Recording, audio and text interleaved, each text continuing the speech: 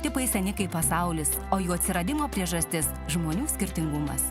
Apsidairykime ir įsitikinkime, ar žmonės iš svečių šalių tikrai kitokie. Sveiki. Mes lietuviai nedaug žinome apie Afriką. Dažniausiai ji mums asocijuojasi su badu, skurdu, nusikaltimais ir ligomis. Tačiau kaip yra iš tiesų?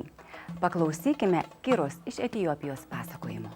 Jeigu mes kaip ir einam arti į tą žmogus ir bandom pakalbėti, bendrauti, tai daug kas nori bendrauti, bet iš pradžių nerodo tą vaizdą, kad žmogus yra atviras bendravimas.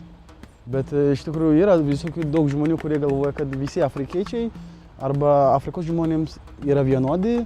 Jie yra arba kriminaliai, arba narkotikų vartotojai, arba dar kažkas. Taip nėra, ten tiesiog visi žmonės tamsiaodžiai ir galbūt dalis jų yra kažkokie einantis prieš įstatymus, bet didžioji dalis žmonių gyvena taip, kaip mes, tiesiog gyvena savo gyvenimus ir netgi jie galbūt yra nuoširdesni ir geresni negu baltaodžiai. Etiopijos žmonėms, jie yra labai draugiški žmonėms, nori bendrauti, ypač su ne etiopijams. Jeigu žmogus iš užsienio, ypač kitos odos, kaip ir aš čia, tai jiems yra labai įdomu bendrauti, tiesiog, parodyti savo šalys, pakviesti net iki savo butą arba namas gali pakviesti, kava gali vaišinti, bet tokie žmonėms yra dažniausiai Etiopijos žmonėms.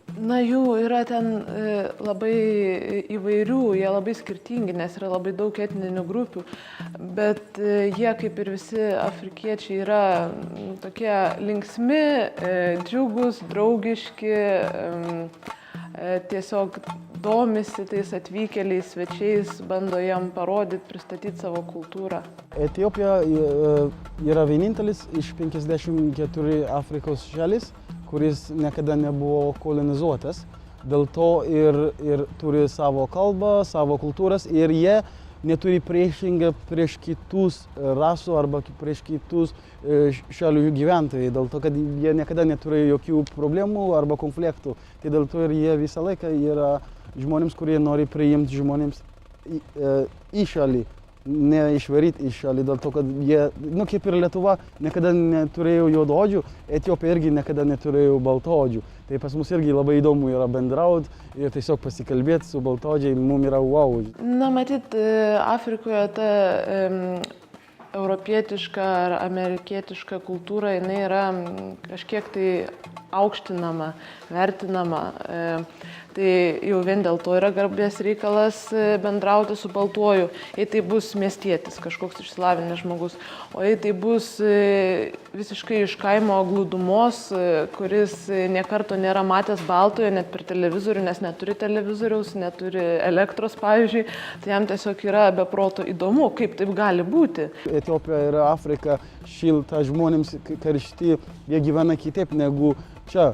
Čia visi ten savo reikaliai ir darbą, namas, šeima, tenai yra draugų, ten visokių, visuomenių, ten ir, su kaimynė bendravimas, kava, atsigerimas, visokių šventė yra kiekvieną, ten sekmadienį žmonės nepraktikuoja, būtent eiti į kiną arba į koncertus, pirkti bilietus ir pasižiūrėti kažką, ko nemato, nėra tokių kultūrų. Kitokie gyvenimas, žmonėms gyvena Afrikoje negu čia Europoje. Lietuviai tokie uždari žmonės, jie į glaudų kontaktą bijo įeiti, bijo, kad jiem nepasiseks, ar bus apgauti, ar kažką praras ir todėl jiem stengiasi atsargiai. O jeigu tai yra menininkas, tai viskas aišku, yra tokios visuomenės taisyklės, kad tu gali žiūrėti, moki už tai ir viskas, tu nieko nepraloši, žinai, kiek tu moki, matai, ką gauni, tiesiog pasitenkinimą kažkokį iš to gauni ir tau nėra jokios baimės.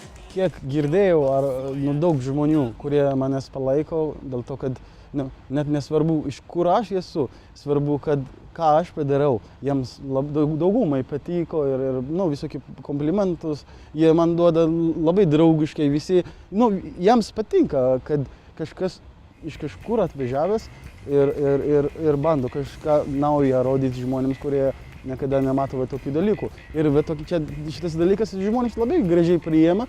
Apie pačių etiopiečių spalvą yra tokia legenda, kurie patys pasakoja, kad Dievas užmaišė tešlą ir kepė iš jo žmogų. Pirmiausiai iškepė ir sudegino, tai gavosi juodaodis. Antrą kepė sausainį, nedakepė, gavosi baltaodis.